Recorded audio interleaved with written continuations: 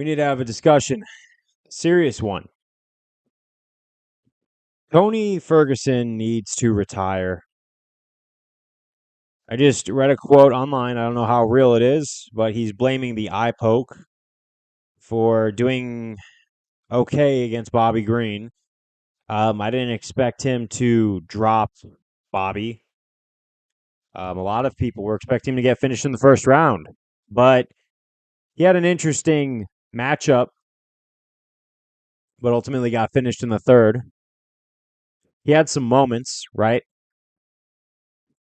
But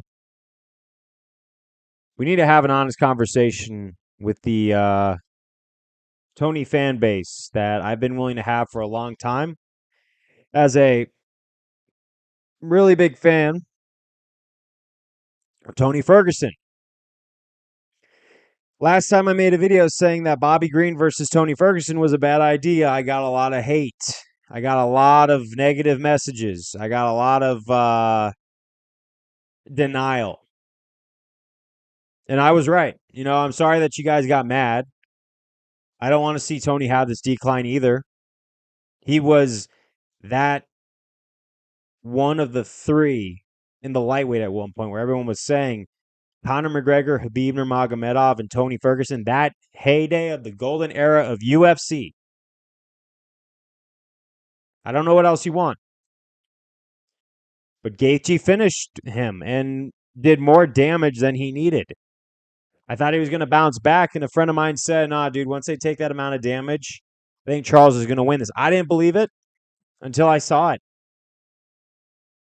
I'm sorry. And then I thought he was going to do better against Beneil Dariush, but look what Dariush did.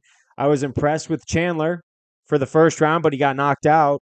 Nate Diaz, I saw that he had not recovered from that kick, and I saw that he had more recovery time from the head kick with Bobby Green, but you could just tell that he's not the same fighter. Age, damage, all that stuff.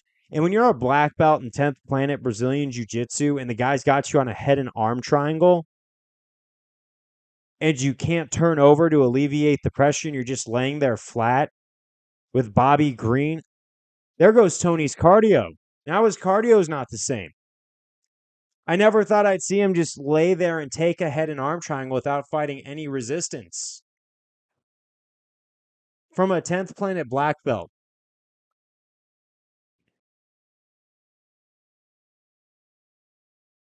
It pains me to see this. I've shown you the wallpaper on my phone. I hope Tony gets it one day. That maybe he should retire.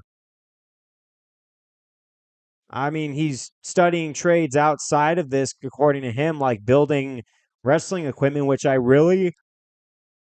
Oh. Excuse me. I really hope that he fixes and focuses on that, something entrepreneurial, because thinking he's got 5 more fights and then a title fight after that. What's it going to be? 6 more fights and then you're going to blame the eye poke? Dude. Seriously, it's over. Call me a naysayer for Tony, but I can't see this anymore. It's hard to watch him go out into the octagon and take these beatings. He's done his best. He's always going to have a beloved fan base. Everything this guy did was for the fans. Everything he did, he never said no to a fight so he could put on a show for us when the UFC wasn't giving him his title shot that he had long overdue earned. He got screwed over. The UFC treated him like absolute trash, and the second he lost a fight, they completely just started discarding him.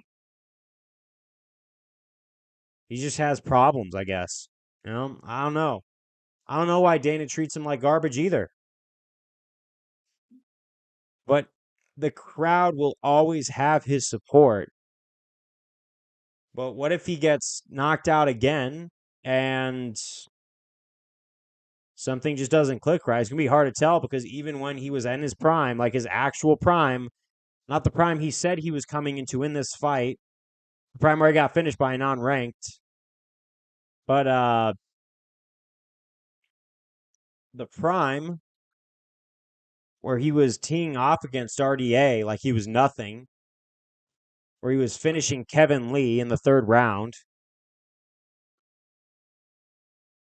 Cowboy Pettis, he had a lot of good fights in those heydays when he just was unbelievable to watch. He looked like a killer. Now he just looks like the boogeyman has been sapped out of him.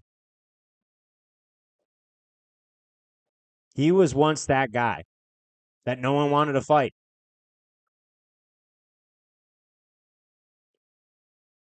And I got a lot of hate when I said that Bobby Green versus Tony Ferguson was just not going to go his way. Sorry. Sorry for telling the truth. And the truth hurts. It hurts to hear it. I'm a diehard fan of this guy, but I just don't want to see this anymore. It's too sad. He fought uphill throughout his entire career to just get a shred of respect from Dana, and he never got it because Dana was too busy coddling Conor McGregor.